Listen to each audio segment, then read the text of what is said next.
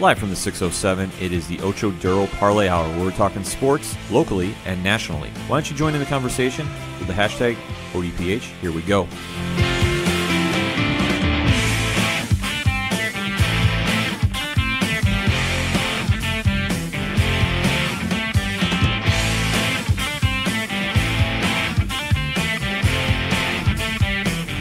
Welcome to another edition of the Ocho Duro Parlay Hour. I am your host, Ken M. Sitting across from me this week is the one, the only, Padawan J. The champ is here. He is in the building, folks. Yup. Coach Duffy is on assignment. We are assuming he is at the national championship game. At the national championship game or going out for the Cleveland head coaching job. One or the other. We're not exactly sure. Yeah. We still were trying to convince him that Notre Dame was not in the title game, but he wasn't answering anything back. So we're not exactly sure, but shout out to Coach Duffy. He will be chiming in on the Daily Dice blog section this week with his recap of the national championship game. So Go Clemson. So stay tuned for that. But there was big games happening this past weekend. We got to dig into the NFL playoffs. Our not-so-locks and leaps. Mm-hmm. But, Pat, what you got for us? Well, I'm going to start with my lock. Obviously, I chose the Chicago Bears to defeat the Philadelphia Eagles. And had it not been for, well, a couple things, including two doinks, if you will, I would have had that one. But the Philadelphia Eagles prevailed against the Chicago Bears by a final score of 16-15. Nick Foles, 25 of 40 for 266 yards, 2 touchdowns, 2 interceptions. You look on the ground, Darren Sproles, 13 carries at 21 yards, no touchdowns.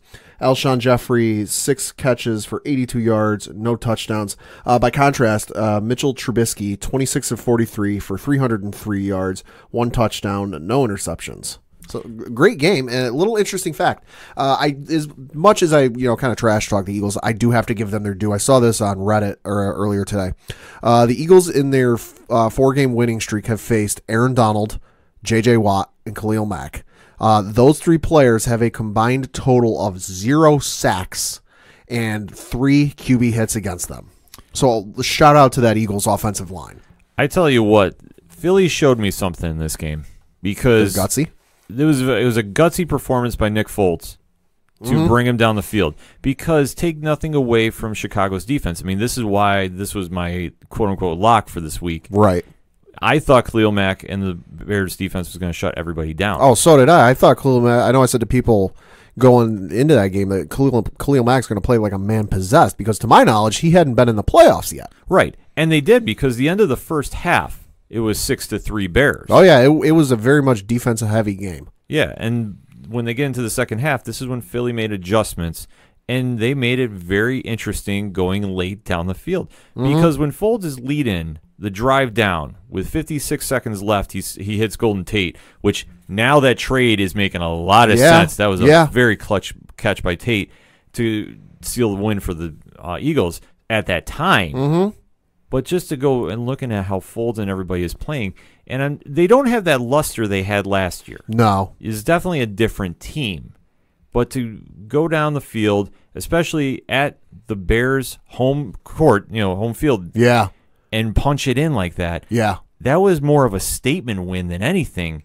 And albeit, though, the Bears came back, Trubisky showed a lot of improvement and a lot of moxie, if I can use that word, because when they had to get the ball down the field, and they got Corey Parkey in field goal range, Cody Parkey, I'm sorry, to hit that game-winning field goal. And obviously, it didn't go that way. Right. I mean, they called the timeout before, and he nailed the shot, and then the second one, he doinked it off everywhere on the crossbar. They were calling it the double doink. Yep.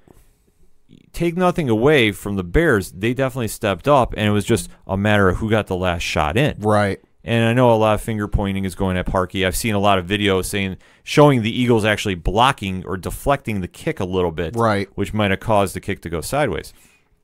Either way, Philly got the win.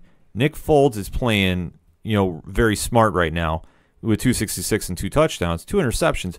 But you're going to expect that with that Bears defense. Right. If I remember right, those 2 interceptions were both in the first half. Right. So, I mean, early on, they were getting really shut down.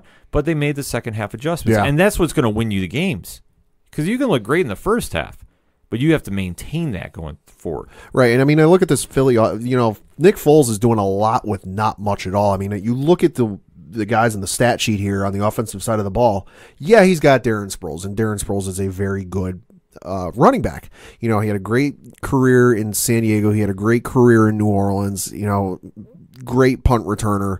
But let's be real. During the game, they're talking about how this was supposed to be his last year. He's taking it game by game, but he might come back next year. So he's kind of not what he used to be. Mm-hmm. Not exactly a star running back, but man, he gets the job done. I mean, you look at the receiving core. Yeah, they're good, but none of the names are exactly jumping at me if I'm in a fantasy football draft going, oh, hey, there's a guy I need to get. Yeah, it's just one of those things that Foles is finding ways to win. Mm-hmm. And, I mean, it goes to show he's in the right system, and look how productive he can be. I mean, we saw this last year with Philly. Right. Did we think it was going to carry over? I mean, obviously, there's a lot of different parts on that offense. Well, we didn't think Nick Foles would be here. We figured it'd be Carson Wentz. Right. And obviously, Foles being there, it gives him that veteran leadership of the playoffs, which... I say what, though? I'd be a little worried because I know early on in the game, they were kind of talking about that shot Foles took right at the end of the season where he had to come out for a portion of the game or the entire second half of the game or whatever it was. And he still didn't feel 100%. I'd be a little concerned if I'm a Philly fan, given how well he might feel, because I get the sense that if he's still talking about it now, where we're into wild card weekend, going into the divisional round, if he still doesn't feel 100%, I got to be afraid with whoever that is they're going up against next week, which it is New Orleans. New Orleans.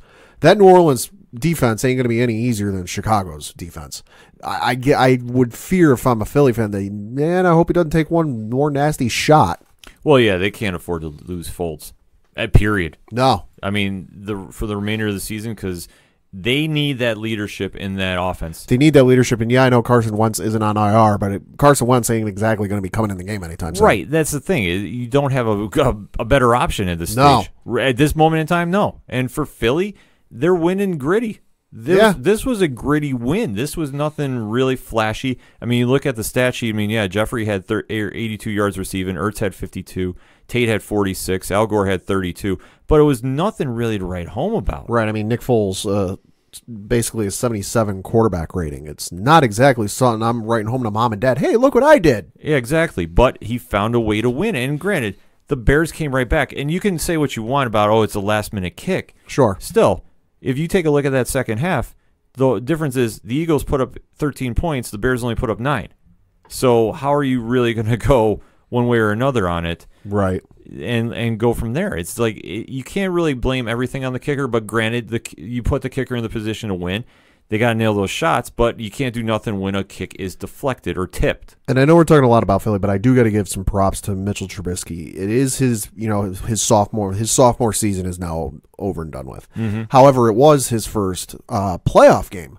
And to be in your first career NFL playoff game and be going against the defending champs and hang with the defending champs to the very end and put your team in a position to win and knock off the defending champs when you're essentially a playoff rookie. Mm-hmm. Kudos to you, man. You got some stones. No, Trubisky and the Bears have a bright future. Absolutely. I was more impressed about how he drove him down the field in the final minute of the game there to get him in the position to get the game-winning kick. Mm-hmm. I mean, obviously it didn't go that way, but they have nothing really to hang their heads about. They were in there and they were fighting, and they had a great opponent against them. Somebody's got to lose. It's how it happens in sports. There's not going to be any ties in the playoffs. Let's call that what it is. Yeah. But for Philly, they're moving on. For the Bears, it's on to next season. Mm-hmm. And now looking at the other side of the NFC, I know I went with my lock or leap, whatever the case was, and I stand by this. If Janikowski didn't get hurt, Seattle was winning that game. I'm just mad that Sebastian Janikowski went down. The punter was now their main kicker for all kickoffs and extra points. I'm mad we didn't get a drop kick extra punt. Yeah, I was expecting to see something like that, but with Seattle losing to Dallas 24-22, coming right down to the end, Ezekiel Elliott had a monster day. Oh, my God. 137 on the ground. I like what Ezekiel Elliott said, I believe it was after the game or the next day, where he said, it's the playoffs, we eat with 2 spoons. Exactly. And they stepped up to the challenge. There's no question about that. Oh, yeah. Cowboys jumped out to a 10-6 lead at halftime. Yep. And take nothing away. Seattle was hanging with them right to the very end. I would say Seattle holding Dallas to 0 points in the third quarter was huge. Right. Oh, it's huge. Absolutely huge. But this is where Dallas took over, and they really stepped up and took advantage of Seattle couldn't kick any field goals. Right. So I'm not saying it makes the team one-dimensional, but if it's touchdown or nothing, and you're not in a position to score on certain drives, you still got to put up points. I mean, that's where it kind of comes into play, because Seattle did have some opportunities to do that, but they didn't get a chance to really pull it off their full offense. Yeah. And Dallas took advantage of it. I mean, if you look at Prescott, he had a great game. 22 of 33 for 226 yards and 1 touchdown. Right. And Amari Cooper definitely had a good game, too, 7 receptions for $106. I mean, this is just where Dallas stepped into the limelight, and they won we talk about gritty performances. This was no easy task beating Seattle. No. And especially Seattle, leaving Seattle and traveling to go into Dallas, where, I mean, that stadium was on fire from the moment the doors opened. It's a hungry fan base. Yeah, and they were ready to see something. And they got what they needed to see, because Prescott showed up in primetime. And I know there's a lot of questions. Is he really the guy? Is he not? Where are we going to find out of him? The way he kept his composure, especially when Seattle was slowly inching back into the game, shows a lot for Dallas moving forward. I mean, is he going to be winning any shootouts with Drew Brees? Probably not. But when you got Ezekiel Elliott putting up 137 on the ground, you don't need to. I would say, if I'm a Dallas fan, looking at the prospects of potentially facing New Orleans in the second round before this game against Seattle, I would have been a little nervous. A little oh boy, this probably won't be good. After this Seattle game, still probably not going to win against New Orleans, because it's New Orleans, and unless something real freaky happens, Dallas isn't going to win. But I'm a little bit more confident about it. Like, hey, we got a chance. We can hold in there with them. Well, that means Dallas has to get past the Rams to get to New Orleans. Oh, that's true, yeah. That's going to be the big task. I don't know if they can, because that one is going to be a pretty well-rounded matchup. If you really want to break it down. We'll talk about that a little later in the show. But going into this game, though, and the ramifications coming from it, Dallas finally has a playoff win, and it's been a long time since the last one. Yeah. They now have some confidence going into L.A. And they looked good. It wasn't one of those games where they ended up getting the win, but it wasn't pretty. Right. They were matching every shot Seattle was giving them, and that's what they needed to do. I mean, when you get Ezekiel Elliott running the ball, and you give him 26 carries, if you give him over 20, you're looking pretty good. And it's just a matter of they capitalized on it. And when everybody's focusing on Elliott, that opened up the passing game. I mean, that's why you take a look at how Amari Cooper, who really had a great day. Oh, yeah. And really got the ball clicking for him. When you can pull that off and you really help Prescott out, I mean, he definitely was the major wide receiver factor that he needed to be for. Yeah, that's why they brought him in. Yeah, and when Seattle couldn't shut down Dallas's drives, this is where they kind of got exposed. I'm not saying that they got completely ran out of the field, right? By any means, no. But when you're letting Prescott run down and get some clutch draws that he was pulling off 15, 16 yards for. Oh yeah, that's saying something. And it's a transition from the Legion of Boom era to now where they're going. But Seattle has nothing to be ashamed about either. No, the fact that they got in and they looked as good as they did, especially with all the changes they've had. Oh yeah.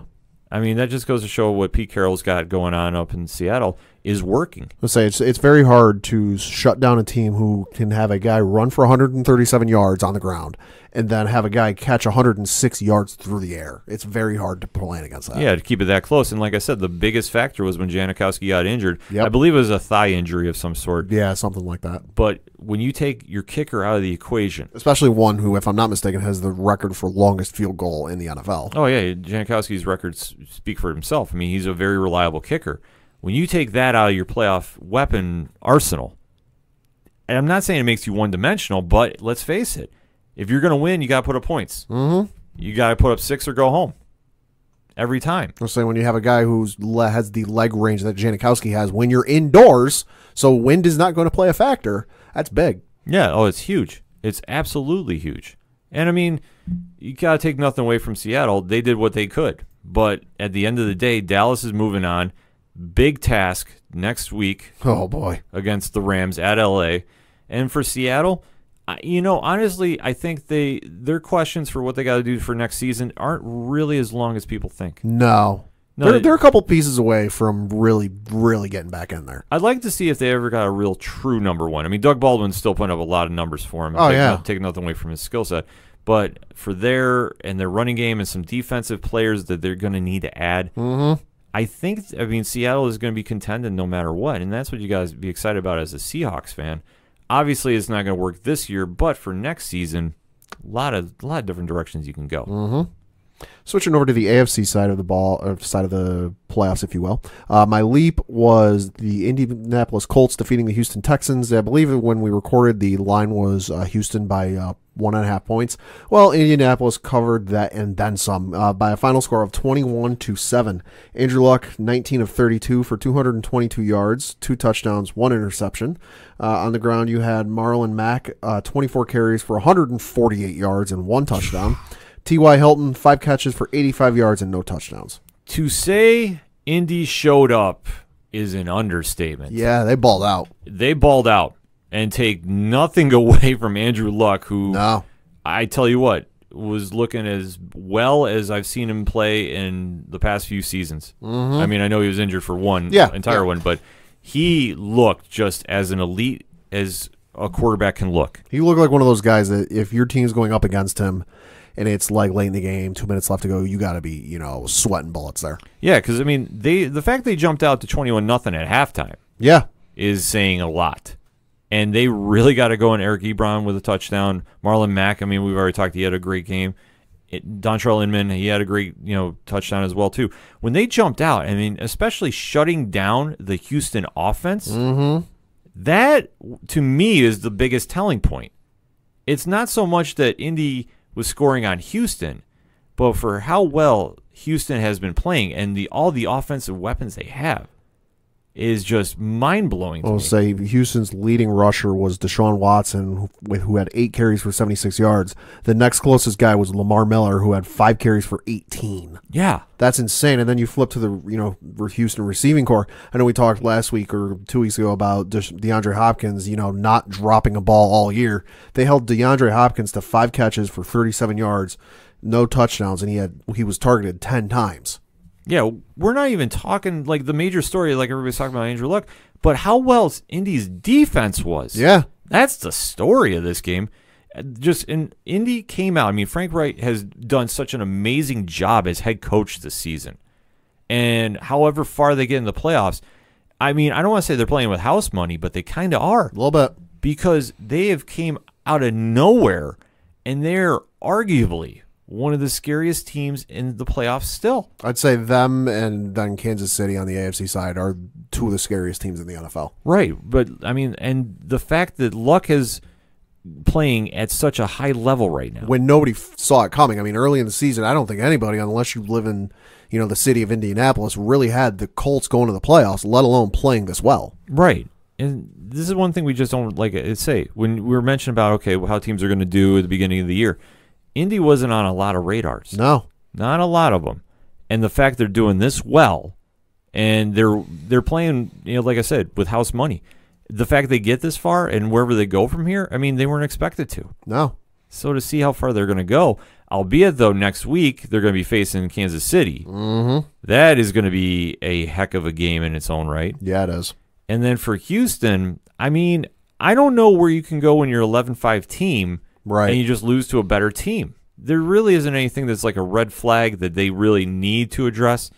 I mean, if you can make some, I don't know, some personnel updates on defense, maybe. Possibly. Maybe. I mean, but their defense has been playing well all year. Like, you can't like analyze everything and go, okay, this is why, this is what they need to fix for next year. Because they don't. It's just Andrew Luck picked apart that defense in the first half. I'll say it's just you had a great team, but you ran into the wrong guy at the wrong time. Yeah. I mean, that's all you can really say about it. Houston fans have got nothing to be complaining about at all. No. And like I said, I don't see them really needing to upgrade any certain position like that's like a real like red flag, like you really need to fix this right now. Right.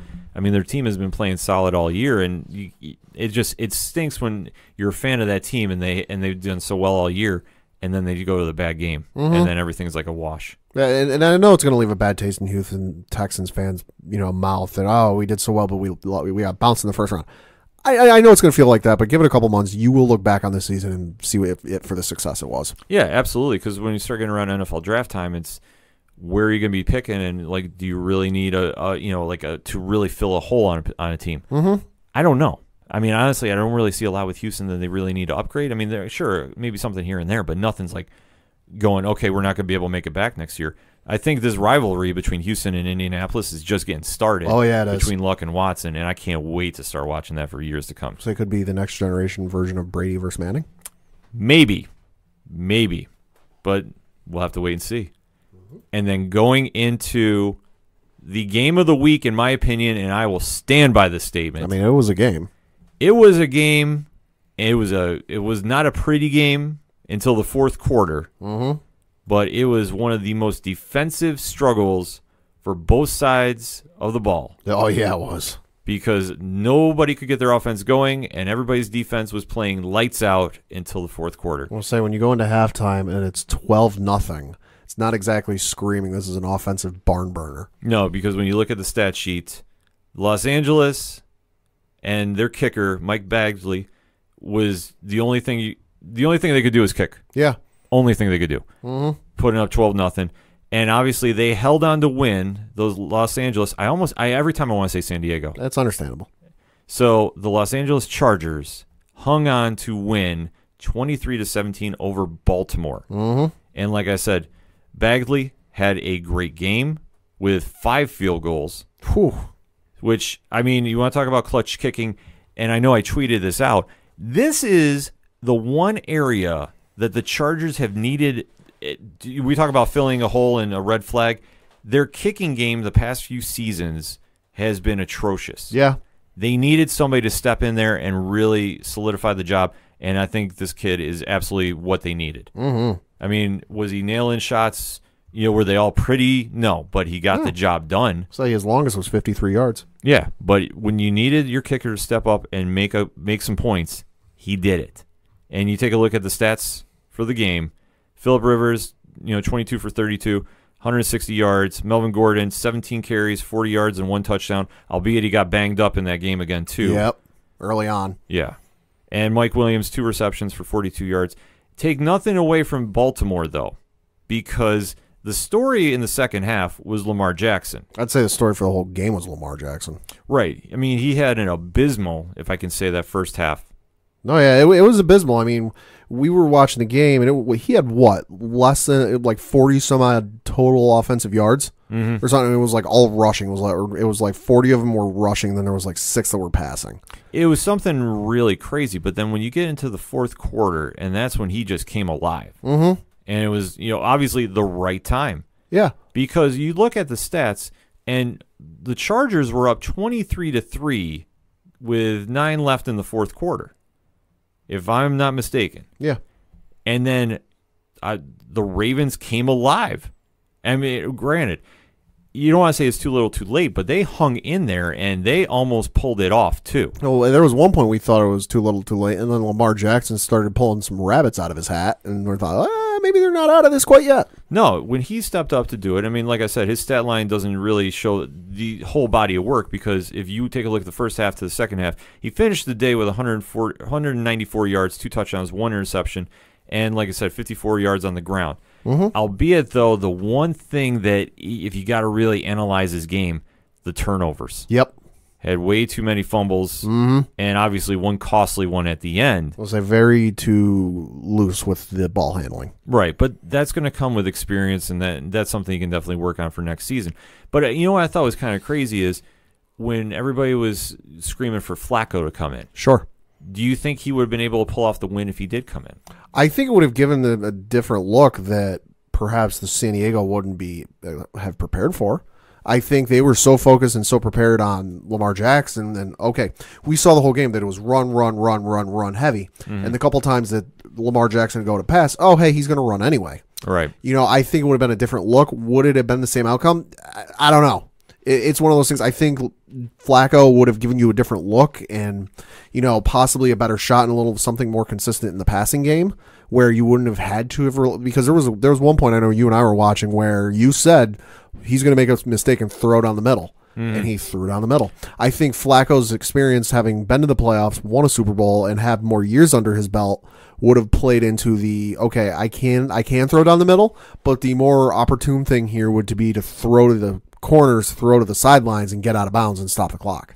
It's just something that he was going to have to go through, and this is kind of his learning curve. Yeah. And it made sense. Like, honestly, when Harbaugh kept him in, I thought, at the time, it was like, okay, well, let's see what he's got. And was he making some error judgments? Yeah. Sure. But I think at the end of the day, it was the right call to keep him in, because if this is going to be your franchise guy moving forward. Yeah, because the thing that came out early that morning from Ian Rappaport of the NFL Network is either they're going to trade him or cut him. Right. If this guy being with Joe Flacco. Yeah, if you're done with Flacco and Jackson's your guy, you got to keep him in. Yeah. And this is where you need to kind of see, are we making the right investment? And I think clearly, yes. Is he going to lead you to a Super Bowl single-handedly? No. Not right now. No, but when your defense is playing at such a level like Baltimore's is, and like I said, to take nothing away, this was a defensive struggle on both sides because no offensive anything was happening for the entire first half. Right. I mean, both teams were held under 250 total yards. Yeah, I can't stress this enough. It's both defenses showed up, both offenses didn't until the fourth quarter. That's when our Philip Rivers and company got the ball rolling. Once they started clicking and they made some very clutch plays, it wasn't like they were just running up and down the field. Take nothing away from it. If they didn't have clutch kicking, it'd been a whole different story. Mm-hmm. But when they jumped out to that early lead, they did enough to hang on. But when they started making some turnovers and Baltimore was capitalizing on it, that's where the true factor was coming into play. Yep. And obviously it was just a late fumble by Jackson to kind of seal the deal for the Chargers. But for the Chargers, they're now going to New England. Mm-hmm. A lot of history between them and the Patriots. Yep. But for Philip Rivers and company, this has to be such a huge win that they finally get a playoff win on the road. And now, this has still been my pick to win the Super Bowl. I'm sticking with it. It's going to be a gritty game in New England, but I think that being a team like Baltimore just gives them a lot of confidence moving forward. How it's going to translate on where they're playing Sunday remains to be seen. But I think in overall, the Chargers are definitely going in there with a lot of momentum and a chip on their shoulder. That's a scary combination. Mm-hmm. For Baltimore, going into the offseason, they're going to be making some moves. Not a whole really flashy ones, I would say. But when you have a young quarterback on the rise, a defense that you just got to make sure you keep together and maybe add a player here and there, and maybe see what you can do about your wide receiver core, if that's the direction you want to go, if you really want to focus on that because your running game, you was absolutely crushing it, then that's something maybe you want to focus on. Maybe. But it remains to be seen what Baltimore is going to do. But other than the future is looking good, and they're obviously whatever's going to happen with Joe Flacco next season, that's going to be a telling story too. I could see him winding up in Jacksonville, to be honest with you. Jacksonville's probably the most likely scenario. It would make a lot of sense for both Jacksonville and Flacco, but it remains to be seen. Mm-hmm. But going into the playoffs this past weekend, a lot of stories coming out of it. We've been talking a lot about it, but we want to hear what you think. So hit us up on the hashtag ODPH. What's your thoughts of this past weekend's NFL action? We want to know. We're going to take a quick break. We'll be right back.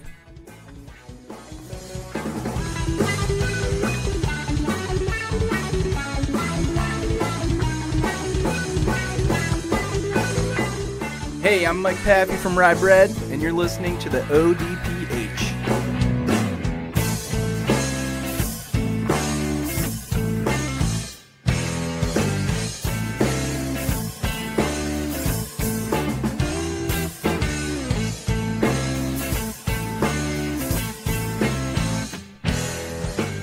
Coming back for the second segment on this week's ODPH, and we got to talk a little UFC news. Mm-hmm. This came out of nowhere. Definitely did, because last week we were breaking down UFC 232 and the ramifications coming out of the John Jones win over Alexander Gustafsson. Mm-hmm. Well, we didn't have to wait long to find out what's going to happen next. Pad, what you got? So it got reported on, what was it, Saturday, I believe? Saturday or Sunday. It was reported through various sites, and then Brett Okamoto of ESPN confirmed it through Dana White that John Jones will defend his light heavyweight title at UFC 235, which is scheduled March 2nd of this year at the T-Mobile Arena in Las Vegas against Anthony Smith. Now, the interesting thing with this is, well, one, it's so soon. It's March 2nd, so clearly he is not injured and does not need to be medically suspended, so he he has time to heal. So, hey, good for you. Other interesting thing is that this fight is taking place in Las Vegas, which is in the state of Nevada. Mm-hmm. It's very interesting to see in a couple different things. So let's break it down. Sure. Obviously, John has not resolved his situation at recording time with the Nevada State Athletic Commission. Mm-hmm. So the UFC must be feeling pretty confident that that's going to get resolved, and John is going to get his fighting license in Nevada. That or Dana White is so confident it's going to get resolved, or it's basically already a done deal. Just some paperwork's got to get signed. Right, which would make a lot of sense. Yeah, Dana ain't going to be exactly confirming things to any reporter if it's not basically a done deal. Right, and the fact they're making this such a big deal, and John is doing a very quick turnaround, it says to me a couple things. One, the fight with DC is off the table for now, which is good. Oh, yeah. Like, honestly, I don't struggle with that. I think that that's a good move. I think him fighting Anthony Lionheart-Smith is the right call. Yeah. If he's going to be defending the 205 championship. It's a fresh face. It's somebody he hasn't faced before. It's not repeating any one of John's previous, 4 or 5 fighters. And they kind of teased a little bit after the last UFC card when Anthony Smith was actually a guest commentator on the UFC on Fox team there on FS1, given the post-fight breakdown. And you kind of see that there maybe was like some talk that something might happen. Right. I didn't think any of us was expecting this soon. No. Smith is definitely a worthy contender. He is going to throw some hands. Mm-hmm. If he connects on it, who knows what's going to happen? Am I making my full prediction? No. I'm going to wait till we get closer to the actual fight card if it happens and nobody gets injured or what such should happen. But looking at John making the quick turnaround, I think it's a good thing. Mm-hmm. I think that it sounds like he's very seriously committed to coming back, and he's taking on challengers at his division, and that's a smart thing for him to do, because I think one thing that I've been I don't want to say critical of, but one thing I've been noticing is he's been so amped up about talking about the fight with DC and the fight with Lesnar possibly, right? That you're losing track of the guys that are in your division that are worthy contenders. Mm-hmm. Smith is definitely the biggest name, I think, in the 205 division right now. Yeah. That makes the most sense. I know there was some talk of Luke Rockhold was moving up and going to fight in 205, and that fight would make some sense too. But not immediately. I don't think they should do that one immediately. I definitely think that Smith is the one that he should be fighting. Yeah. And where they go from here, obviously, depending if John wins, well, then you can kind of take another talk about if you're going to do the DC fight, sure, or if somebody else is going to step up in that time period to go to 205, or what I think is arguably going to happen, and this is just my unofficial ODPH guess. I think if John defeats Smith, I think he tries making the move up to heavyweight. That's my guess. He'll have essentially run through the light heavyweight division, not lost, and in his mind, it's going to be however many years he's been champ. I got nothing left in this division. Will he have challengers in that division? Yeah, there's plenty of people in there I think he hasn't faced. But in his mind, I got nothing left. I've already proven I'm king of this division. Let's move on. Yeah, I could definitely see him moving up, and I think that would make a lot of sense at this stage. But I could also see him staying down and trying to make fighters come down from heavyweight to light heavyweight to challenge him. Mm-hmm. That makes a lot of sense, too. And I know that if he really is serious about having a trilogy fight with Cormier, well, you could do that. But it doesn't... Honestly, like I said before, I don't think it makes any sense for DC to come back down. No. I don't think it makes any sense for John to move up to fight. I just don't see any sense in that fight happening. Other than you really want to have a marquee name fight a marquee name. Mm-hmm. And I get it from a fighter's standpoint that, yeah, you want to have big fights. You don't want to have stuff that flies under the radar that nobody's paying attention to. Yeah. Because arguably, if they put that fight together, it's going to be one of the biggest fights of the year. Oh, yeah. You don't have to try hard to sell that fight. Just show footage and tape from their previous scraps in the media. Yeah, I mean, they have heck, just have a running thing of their Twitter banner back and forth with some generic music in the background. Well, that's what they're going to need to do, because if they really want to build this up and make this happen and really push for it, then, you have your built-in story, and yeah, it could make a lot of sense. But but really, at the end of the day, it's like, what's best for your division? And I know I'm a stickler about this, that I like to see champs fight at their division. Mm-hmm. I like to see when these guys stay at their place and they don't really kind of go outside it. That's where I like to see it. It's like, be the best at your weight class, and if you're dominant, and John is. I mean, John is in the GOAT discussion. Yeah. There's no question about that. Then make every challenger come fight you down there. Mm-hmm. Because if you want to do super fights, yeah, I get it, and it's kind of, nostalgic, I guess, to a degree.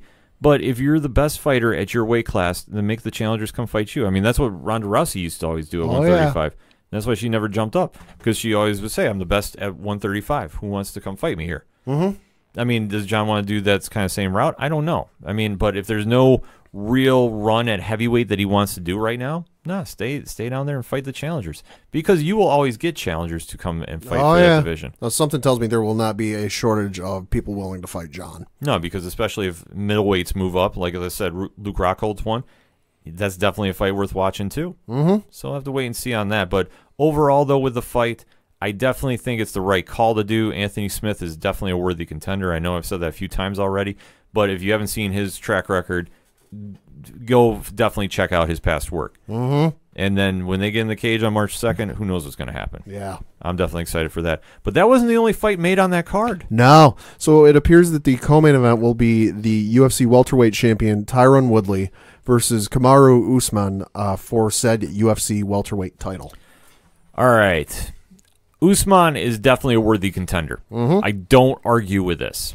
But the question I have is, you have Colby Covington, your interim champion, and the storyline is already built in. If you've been living under a rock and you don't really know about it, Woodley and Covington have been going back and forth for, God, it almost feels like over a year now, of just going at who should be the true welterweight champion. And this is an issue that hasn't been resolved, because obviously when you start doing interim titles, this is where it gets kind of messy no matter where you go. Both fighters have a legit argument. They just haven't been able to pull the fights off. So that being said, you need to have Covington versus Woodley. For me, you want to talk about your big money fight at that division, that's the one you make.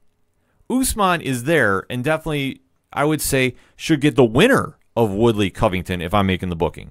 But I'm not. So this one, like I say, I just think that that's the fight they should have gone with. I don't know what you think about it, Pat. I mean, I understand Covington's beef, because Colby Covington was on the Ariel Helwani MMA Hour today as we record, and he kind of did air some grievances with UFC. At one point, he said that UFC doctors wouldn't clear him to face Tyron Woodley at UFC 228, and did not pay him when he went to Australia as a guest fighter. He said he's also has not been able to contact Dana since Woodley Usman was announced, which was a couple of days ago. He also went on to say that he was offered to fight Nick Diaz this past November and was willing to accept it, even though it didn't make sense, because why would he face Nick Diaz? And then he even said that the UFC wanted to cut him after his last fight with Damian Maia last year, and he said he is open to leaving the UFC to fight elsewhere. You know, it's kind of just mind-blowing that the fight people have wanted to see for God knows how long now between Tyron Woodley and Colby Covington is not happening yet. Yeah, it's puzzling, especially when you talk about marquee fights. Yeah. And like I said, this is nothing against Usman. Nothing against him.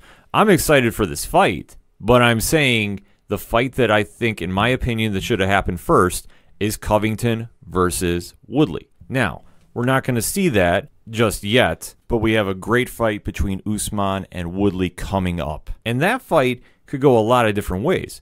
Woodley is well-rounded, and he's definitely got his wrestling game going. Usman is no joke, though, folks. If you've not seen what he brings to a cage, you need to check him out as well. He's won 13 fights in a row. Yes. Enough said. And to fight at this level and just as dominant as he fights, I mean, what else can you really say? Right. And I mean, like I said, I understand he's getting the shot. I'm not saying he shouldn't. This isn't me going, no, he's not worthy of the title shot. Of course he is. Right. I mean, he's won 13 fights in a row, like I said, and he beat Rafael dos Anjos back in November by unanimous decision. You know, feathering your cap, as it were. Yeah, if you can beat somebody with RDA's track record, enough said. Yeah. He's definitely put in the work. He's definitely worthy of the shot. But if you're the UFC and you really want to make the big headline fight, Covington versus Woodley is the one you should have made. Sure. You should have. But if Usman beats Woodley, then that's the fight you make. I feel like we got to hear both sides of the story, though. I mean, because we're just getting Colby's side of the story, and I mean, he's got no love lost for UFC. If you don't believe me, dig up the footage of Ariel Helwani's MMA hour he had where Colby Covington was on. His parting shot to the UFC was F-U UFC. So we're getting one side of the story. I feel like, yes, the fight needs to happen, but is it as completely one-sided as Colby might be painting it out to? I can't imagine. There's got to be more to it. It's hard to say, but the thing you have to look at the track record is he's still walking around with an interim title if you're recognizing him as an interim champion. Right. And you have another guy that has a belt that you are recognizing as the champion. Logic happens. Yeah. You should have those two fight and have the one decisive champion.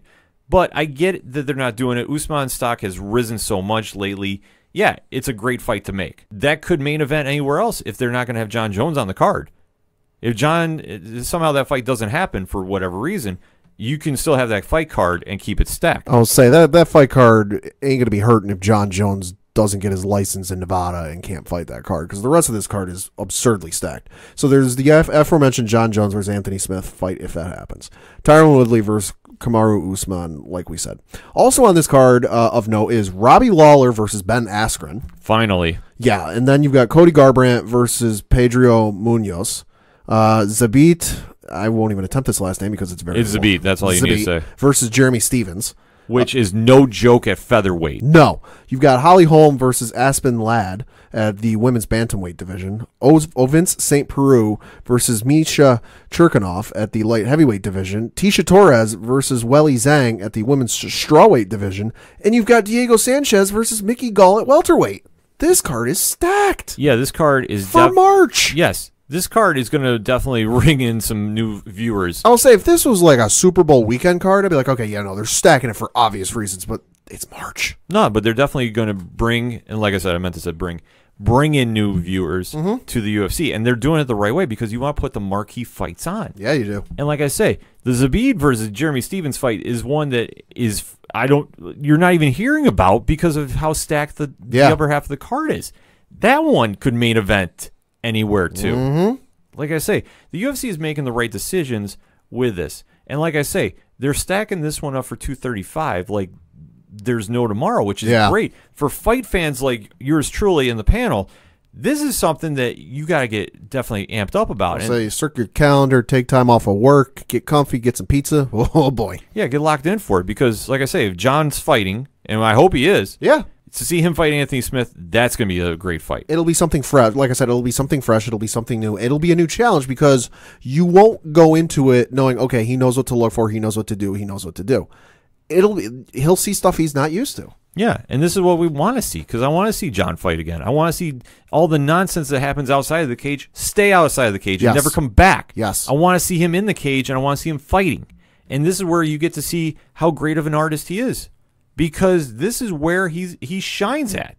We all thought against Gustafsson he was going to have a struggle, and he didn't. He had a very smart game plan, and he definitely did what he had to do to win. He had a struggle for all of like 2.5 minutes. Right, but this just goes to show, I mean, how good he is. Yeah, no, I agree. And Anthony Smith is no joke, but he's going to have to fight a near-perfect fight to win. Yeah, I mean, we said the same thing about Gustafsson, too. Yeah, but that's what you need to do if you're going to hang with John. Because right now, nobody's really slowing him down. So it's going to be something to watch. And then you get into the welterweight division that are all huge title ramifications. Those are all fights that could like headline a UFC on ESPN card. Oh, without question. Yeah, I mean, Robbie Lawler, Ben Askren, that can headline a pay-per-view by itself. Yeah, folks, UFC 235 is no joke. March 2nd, make sure you plan on watching.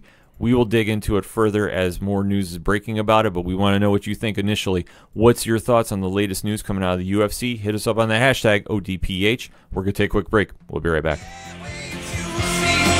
It's a heartbreak soul shake radio attack. Taking 4 steps forward, no steps back. Hey, this is Vince the Common Man Citoy, local MMA fighter, telling you to keep on listening to the ODPH, the 607's up-and-coming newest podcast.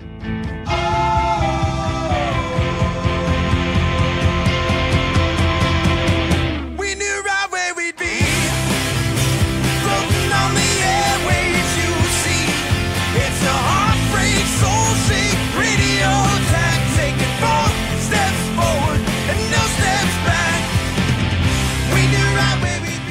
Coming back for the third segment on this week's ODPH, and we're going to round those bases just a little early this week. Pat, what you got? Oh, I got a little bit of NBA news because there was something a little interesting that caught my eye over the weekend. On Sunday, the Minnesota Timberwolves fired head coach Tom Thibodeau, clearing the way for ownership to kind of revamp the entire front office or team's basketball operations or whatever you want to call it. So the Timberwolves played the Los Angeles Lakers on Sunday and beat said Lakers, although admittedly LeBron not with them. But still, hey, you beat the Lakers by a final score of 108-86. So great win for the Timberwolves, 22-point win, right? So then it comes out that the Minnesota CEO, Ethan Casson, accompanied by general manager Scott Layden, walked into Tom's office, Thibodeau's office, and fired him on the spot. Boy, is this messy. Yeah, this is just, I mean, this whole season for the Timberwolves, starting with the Jimmy Butler drama, has just not been easy. I'll say, side note, I have not seen what, if anything, Jimmy Butler has said about said firing. Right, I don't think we're going to see too much of it, to be honest with you. Yeah, I think he's more focused on what he can do in Philly now and closing that chapter down. But with Thibodeau now gone, I mean, that's just kind of wild to think just at the beginning of the season because they were really had a lot of promise for the Timberwolves going into this year. And obviously, it's never fun to see anybody get fired like this. It's not anything, we like seeing happen. And Thibodeau is going to wind up back on his feet somewhere. Yeah. Thibodeau is going to wind up someplace. And if you're wondering who his possible replacement is going to be, one name, and this is what makes this story even more bizarre. One name that is being floated around as a possible replacement is Fred Hoiberg, which, I mean, if you're a Chicago Bulls fan, you know that he replaced Tom Thibodeau once before, and that was in Chicago. Yeah, that one kind of surprised me a lot. Because I thought Hoiberg was going to be heading to UCLA. I mean, I think he's been rumored anyway there. Right, and I guess also former NBA player and current ESPN analyst Chauncey Billups has been discussed as a possible candidate for either GM or head coach. Billups would be good. Billups, I think, would be good. That'd be a good one. Yeah, I think he's definitely got a lot of potential to do something to help in Minnesota. Because right now, I mean, obviously losing Thibodeau, that's huge. And obviously what he's built over there, because, I mean, Derrick Rose's resurgence, I mean, a lot of it has to do with Thibodeau. Yeah, so he gives a lot of credit to Thibodeau kind of giving him another shot and kind of, reinvigorating his career, as it were. Yeah, I mean, Hoiberg going, following the footsteps again. I don't know. Like I said, I could see him doing the college game, and I know that UCLA, I think, was a college that he was getting rumored to doing. Right, yeah, that's the current rumors. UCLA is giving him a look. Yeah, and I think Hoiberg would be better there. I think I don't know how Minnesota, like if how you would go switch from Thibodeau's style to somebody else. Like I don't know how that would go over. Right. Like I don't have a clear cut. This is who should take over the Timberwolves. Right. I mean, for the meantime, in between time, assistant coach Ryan Saunders will take over as Minnesota's interim coach. If that name sounds familiar, he is the son of the late Flip Saunders, who was a two-time coach of the Minnesota Timberwolves. That is interesting. Well, it's going to be very interesting to watch what the Timberwolves do moving forward. I mean, they got a young team with a lot of potential. And if they get the right personnel in there, who knows what's going to happen. Yep. So tonight, as we were recording, is the national championship game for college football. Go Clemson. Yes, this one is definitely going to have a lot of people watching. It's Alabama versus Clemson.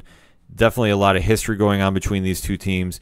Coach Duffy, like we said at the beginning of the show, is going to be sending in a Daily Dice blog, giving his reaction to the game and breaking it down in all intents purposes. Pad, do you have any feelings on this game going into it? Go Clemson. So what you're trying to say is... Go Clemson. Just want to make sure you're... No disrespect to Alabama or the program they've got set up down there. It is one for the record books. It is one that, like, your grandfather or your father might talk about some dominant program from back in his day. This is our version of whatever that is. It's the John Woodens of, basketball from back in the day. It's, the Red Auerbachs from the NBA. It's the Casey Stengels of the Yankees back in the day.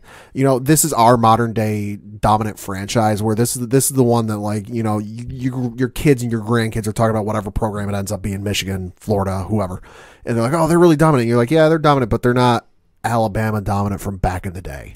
So I got to give him a lot of credit. I got to give Saban a lot of credit because he's got such a fine, well-tuned, well-oiled machine. But gosh darn it if I don't want to see somebody else win.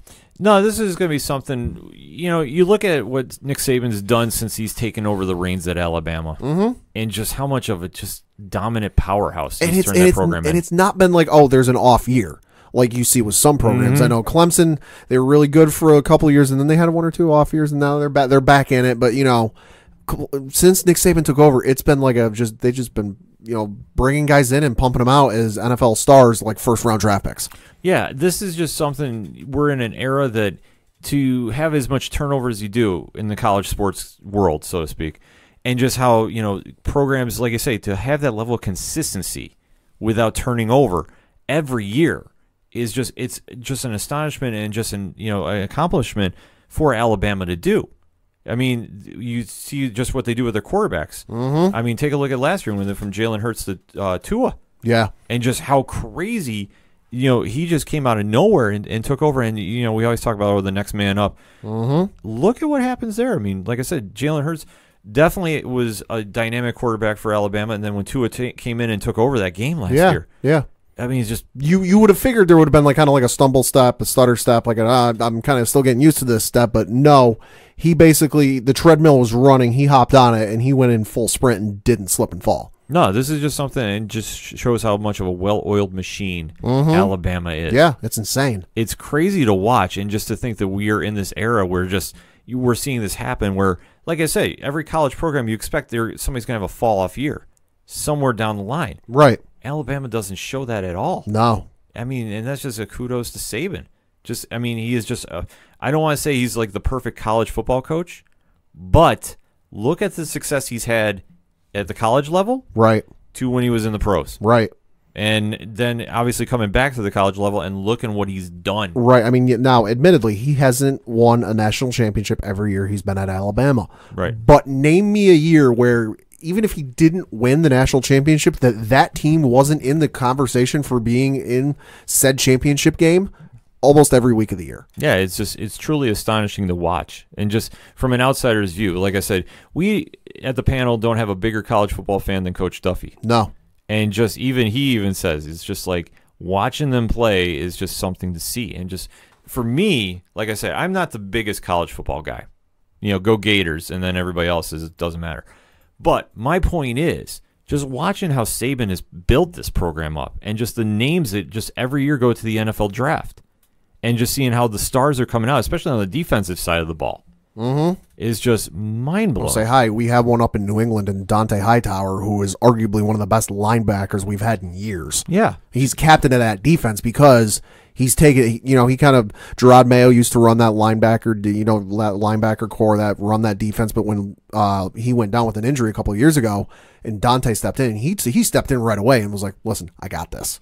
Yeah, this is going to be something just absolutely, just something to watch and talk about, that you're just in this time period of just Alabama's just dominance that they've done. Like, yeah, they haven't won every year, but they've been in the discussion every single year. We'll say, like we said, the game is on Monday night as we record.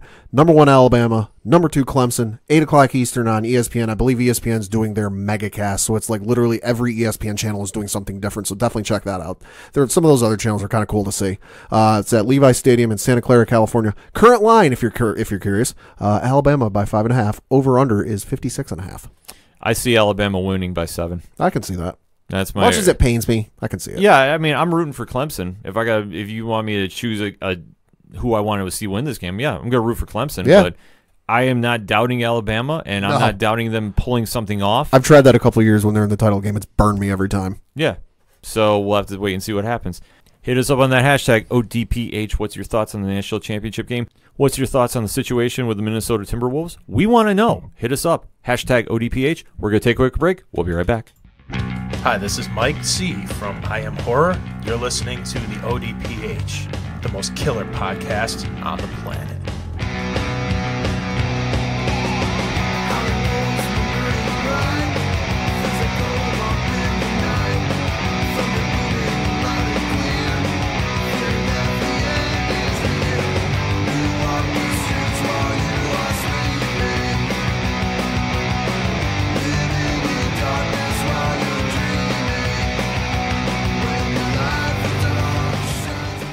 Coming back for the final segment on this week's ODPH pad. What you got for that local minute? Well, we got to talk a little Binghamton Devils news, of course. Looking back at their games last week, they had a loss on Friday to the Toronto Marlies at home by a final score of 5-1. And then we were at the game on Saturday against the Bridgeport Sound Tigers, where they ended up getting a gritty, gutty win by a final score of 3-2.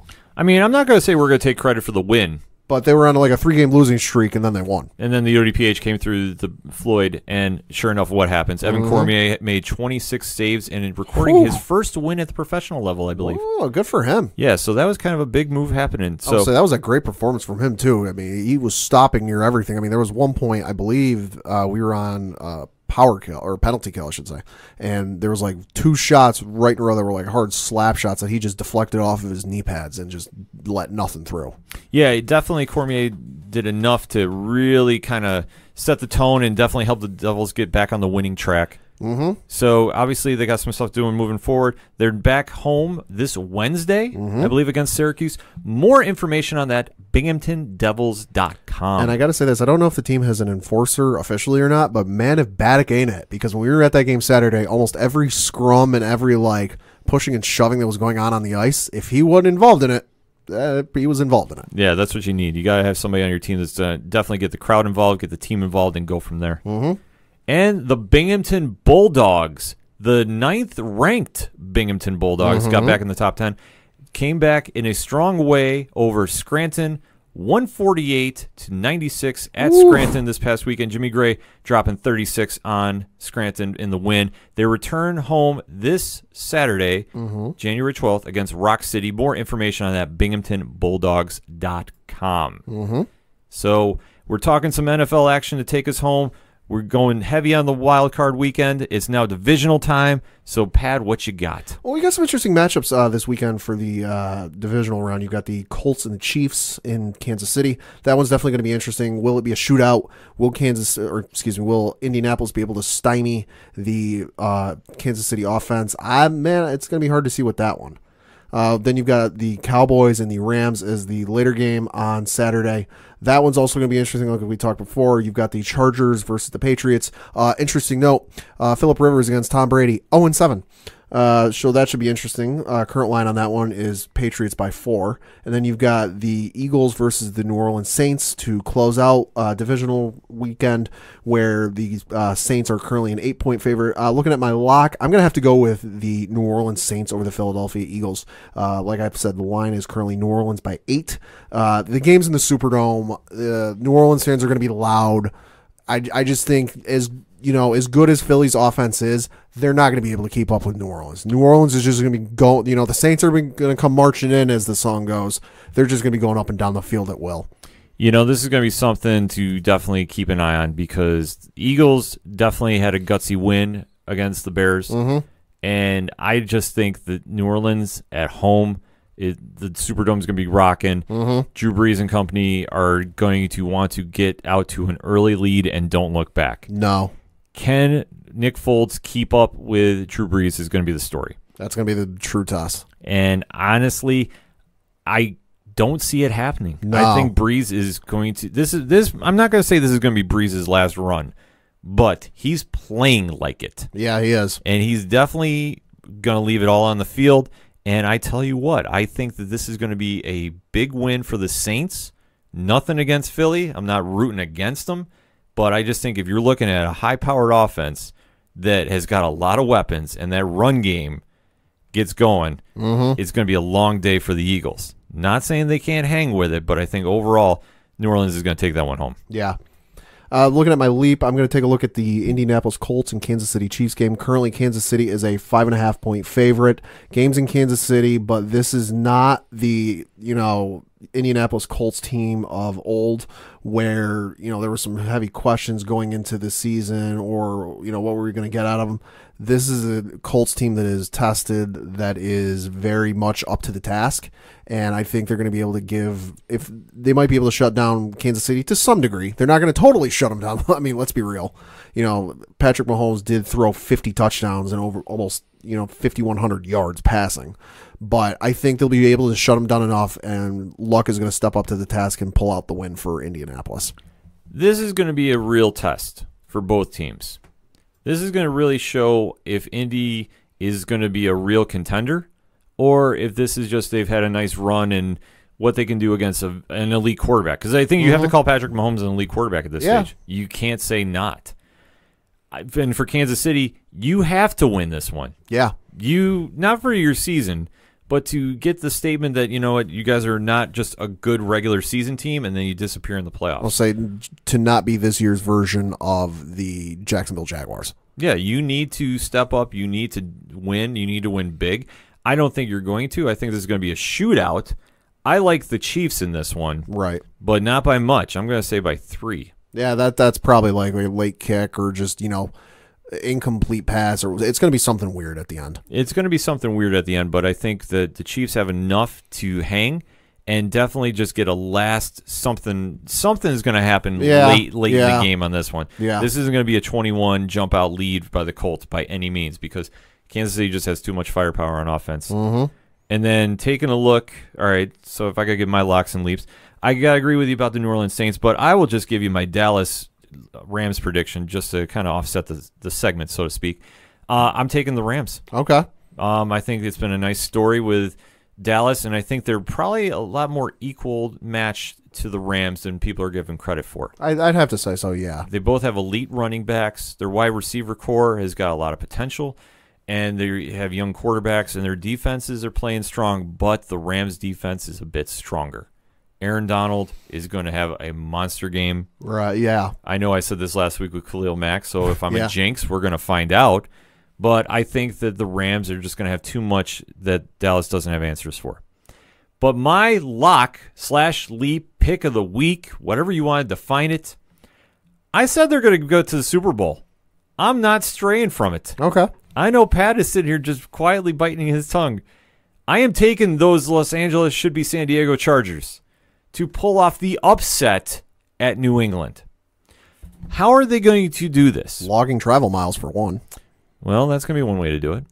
I think Phillip Rivers, I'm not saying it's a team of destiny thing, but I think that going into Baltimore, who had arguably the best defense of all the teams in the playoffs, and you can argue with Chicago, but they had such a great defense, the fact that Phillip Rivers still found a way to put up points, truly telling. Absolutely truly telling. Is New England going to be ready for him? You give Bill Belichick 2 weeks, he'll take on anybody. I'll say 2 weeks when he's 8-0 at home this season. Yeah. They can definitely make something happen there. But I think it's just going to be one of those things where the Chargers have a defense that can match up to their opponents. I think their defense is what's going to keep them in games. And the fact they shut down Lamar Jackson is one statement. Can they slow down Tom Brady? I believe they can. It's not going to be easy. I'm not going to say especially if the Patriots start running that hyper-speed offense like they did the one Sunday night game. Oh, they might. And like I said, I think the Chargers are definitely going to be ready for it. And I think this is going to be a 3-point win. More than likely. Maybe less. Might be a 1-point win. I'll say it's a New England Patriots game. It's in the playoffs. It's going to shave years off my life. If there's one lock that's an all but certain guarantee this week, it's that the Patriots are going to shave years off my life. Right. No, I fully believe it. This is going to be the game of the week, in my opinion. And I'm telling you, I'm taking the Chargers by less than 3, by 1-3. I'll say the current line, as I said, 4. Yeah, which you know my stance on it, but I think their kicking game is going to be on point, and I think Phillip Rivers is going to put on a performance for historic reasons. Not saying they're going to blow them out by any means, but I think that they're going to be down early, and I think they're going to come back and win. But definitely hit us up on that hashtag ODPH. What's your predictions for this weekend's games of the NFL? That's all we got for this week. So for Padawan J, thank you. I'm your host, Ken M. Thank you, as always, for listening to the Ocho Duro Parlay Hour. We'll see you next time.